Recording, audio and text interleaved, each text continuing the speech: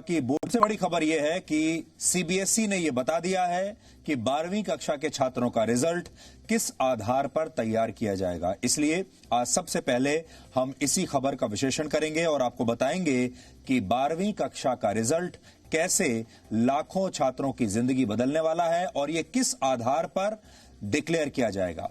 अब की बार यह रिजल्ट अपने साथ बहुत सारे बदलाव लाएगा और यह पहले जैसे नतीजों की तरह नहीं होगा। इसलिए हम चाहते हैं कि आज सभी छात्र और उनके माता पिता पेन और पेपर लेकर हमारा यह पूरा विश्लेषण ध्यान से देखें और आने वाले बदलावों के लिए अपने आप को तैयार रखें।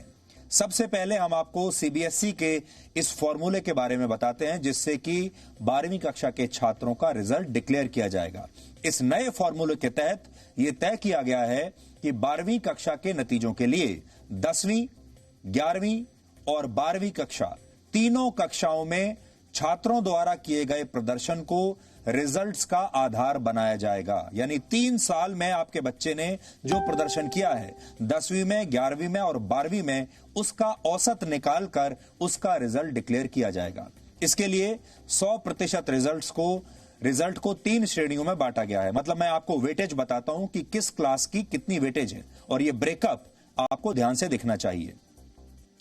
100% में यानी 100 नंबरों में 40% वेटेज के लिए 12वीं कक्षा में हुए unit test, mid term exam और प्री बोर्ड एग्जाम के नतीजों को महत्व दिया जाएगा। अब आप यह सोच लीजिए कि किस क्लास का कितना वेटेज है। तो 40% सबसे ज्यादा वेटेज दिया गया है 12वीं कक्षा में। आपके बच्चे ने या जिन छात्रों ने यूनिट टेस्ट दिए हैं, मिड टर्म एग्जाम दिए हैं और प्री बोर्ड एग्जाम दिए हैं, उनके जो नंबर हैं जोड़कर जितने आएंगे उसका वेटेज 40% है।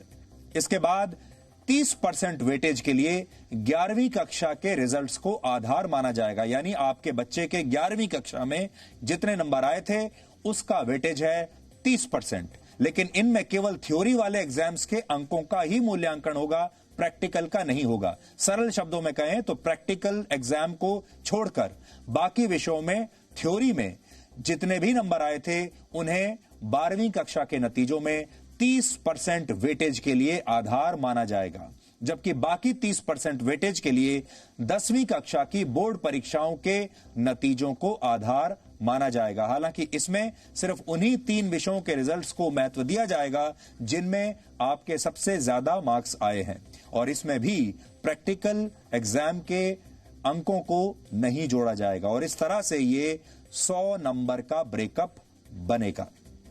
यानी 10वीं क्लास में आपके जो बेस्ट ऑफ 3 सब्जेक्ट्स हैं उन्हें चुना जाएगा। तो ये फॉर्मूला अब आप याद रख कर लीजिए, ये आपकी स्क्रीन पर है फॉर्मूला। 30% वेटेज है 10वीं क्लास के बोर्ड परीक्षा में जिन छात्रों के जो नंबर आए हैं उसका 30% वेटेज है। इसके अलावा 11वीं कक्षा में भी 30% वेटेज होगा और 12वीं कक्षा में जो यूनिट टेस्ट हैं, मिड टर्म एग्जाम है और प्री बोर्ड एग्जाम है उनका 40% वेटेज होगा। अब इसमें हम आपको बताना चाहेंगे उन बच्चों को ज्यादा फायदा होगा जो लगातार कंसिस्टेंट हैं, यानी जिन्होंने 10वीं, 11वीं और 12वीं तीनों परीक्षाएं बहुत मेहनत के साथ दी हैं और तीनों में उनके अच्छे नंबर आए हैं, वो इसमें इस नए फॉर्मूले के तहत कामयाब रहेंगे। और जिन बच्चों ने 11वीं कक्षा में मेहनत नहीं की या मान लीजिए 10वीं कक्षा में मेहनत नहीं की लेकिन 12वीं में बहुत मेहनत की है, उन बच्चों को उतना फायदा नहीं मिलेगा। इसलिए कंसिस्टेंसी पर ज्यादा जोर दिया है सीबीएसई ने।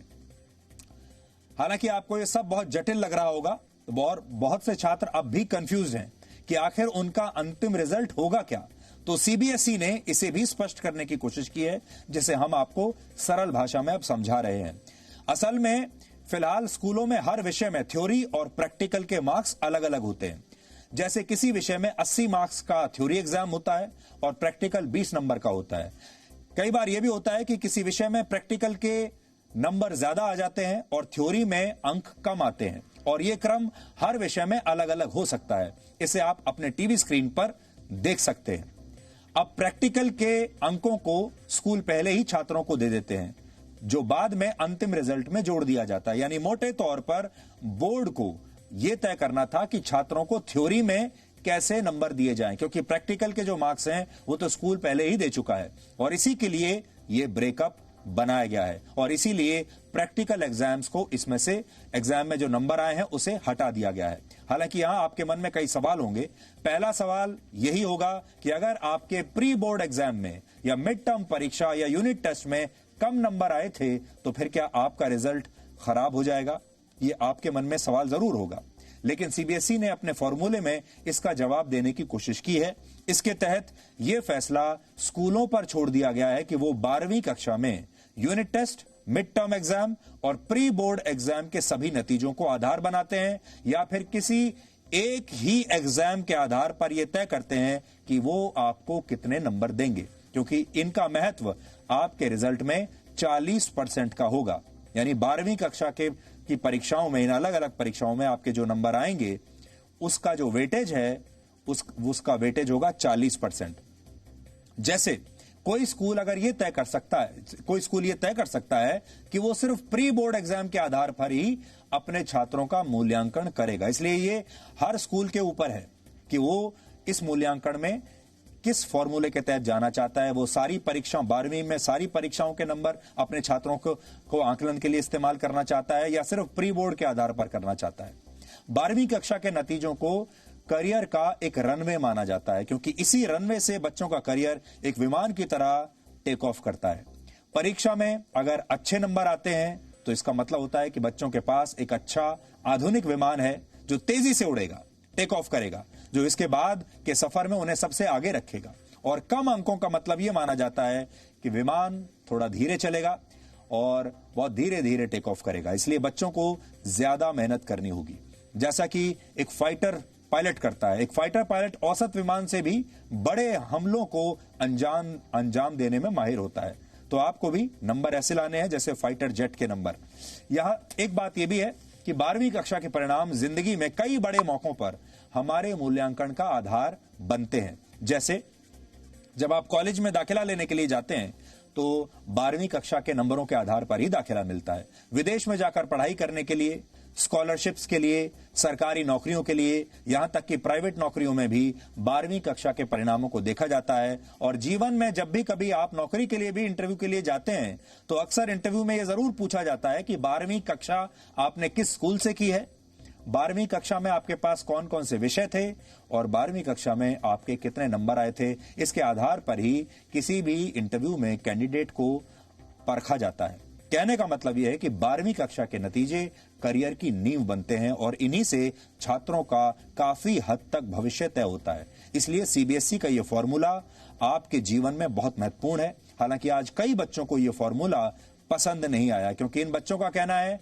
कि 10वीं और 11वीं कक्षा में उनका रिजल्ट अच्छा नहीं आया था और इसकी वजह से अब वो 12वीं कक्षा के नतीजों में पीछे रह जाएंगे और इसमें उनकी कोई गलती नहीं है। लेकिन हम ऐसे छात्रों और उनके माता पिता को ये बताना चाहते हैं कि सीबीएसई ने तय किया है, अगर कोई छात्र अपने रिजल्ट से खुश नहीं है, ये बात आपको ध्यान से सुननी है, अगर कोई छात्र अपने रिजल्ट से, जो कि इस फॉर्मूले के तहत निकाला जाएगा, उससे खुश नहीं है तो वो अपनी असहमति जता सकता है और इसके लिए अपने स्कूल के प्रिंसिपल को एक पत्र लिखकर परीक्षा देने के लिए कह सकता है। यानी आज भी आपके पास परीक्षा देने का विकल्प मौजूद है।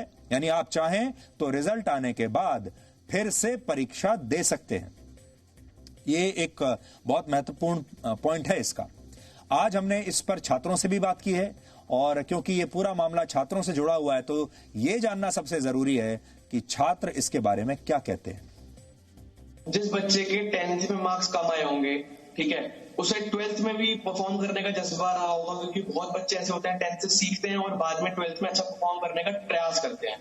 और 11th में सारे स्कूल्स को, सबको यही पता है, सारे स्कूल्स, जितने भी स्कूल्स होते हैं, वो बच्चों को थोड़े कम नंबर देते हैं। अगर उसके आधारित पे बच्चों के 12th के बोर्ड्स के मार्क्स लगेंगे तो थोड़ा सा मतलब बच्चों के लिए थोड़ा सा अन्याय होगा। अब 10th के बेसिस पे और 11th के बेसिस पे अगर हमारी जजमेंट 60% के आसपास है तो वो एक थोड़ा अनफेयर क्राइटेरिया हो जाता है, बिकॉज 10th के बेसिस पे तो आपने बोर्ड एग्जाम्स दिए हैं जो सबके लिए एक समान होते हैं, वो मायने रख सकते हैं, पर 11th में हर स्कूल अपना अलग तरीके से एग्जाम लेता है, तो बच्चे की परफॉर्मेंस अब 11th के बेसिस पे आई थिंक हमें नहीं करनी चाहिए। सबसे ज्यादा ऑप्टिमम और सबसे बेस्ट जो चीज है अगर वो करने के लिए करें तो ऐसी चीज ही करनी जा सकती है, एग्जाम्स अगर ना दिए जाए तो। अब आगे जब हम मेरिट बेस्ड एग्जामिनेशन दे रहे हैं, इंट्रेंस एग्जाम दे रहे हैं, तो उसमें अगर मेरिट के अकॉर्डिंग हमें एडमिशन मिलना है तो उसमें हमें कॉलेज एडमिशन इतना अच्छे कॉलेज में एडमिशन नहीं मिलेगा, क्योंकि एवरेज भी हमारे साथ आ जाएगा और हमने जो टॉप पे आने की कोशिश की थी वो भी सब बराबर हो जाएगा। मेरे लिए तो कारगर साबित नहीं होगा, क्योंकि जो हाई स्कूल फर्स्ट ईयर और 12th का जो 30-40% वाला फॉर्मूला है, तो जो कक्षा 11वीं में मेरा स्वास्थ्य थोड़ा खराब हो गया था, तो इस वजह से मेरे कई पेपर छूट गए और कई में प्रदर्शन बेकार रहा है, तो इसी वजह से वो मेरे 12th के परिणाम में कुछ असर डालेंगे। उसके अकॉर्डिंग मेरे हिसाब से बेस्ट ऑप्शन यही था, क्योंकि एग्जाम्स कंडक्ट करना बिल्कुल भी पॉसिबल नहीं था, एंड क्योंकि 10th क्लास को बेस्ट ऑफ 3 का परसेंटेज दे रहे हैं, सो ये एक बहुत ही मतलब अच्छी चीज थी। है रिजल्ट बहुत गिर जाता है, इसलिए 11th के नंबर तो नहीं लगाने चाहिए, क्योंकि फिर बच्चे 12th में कोप अप कर लेते हैं, 12th में अच्छे नंबर लाते हैं बोर्ड्स में। अगर वो मार्क्स मैटर करते हैं और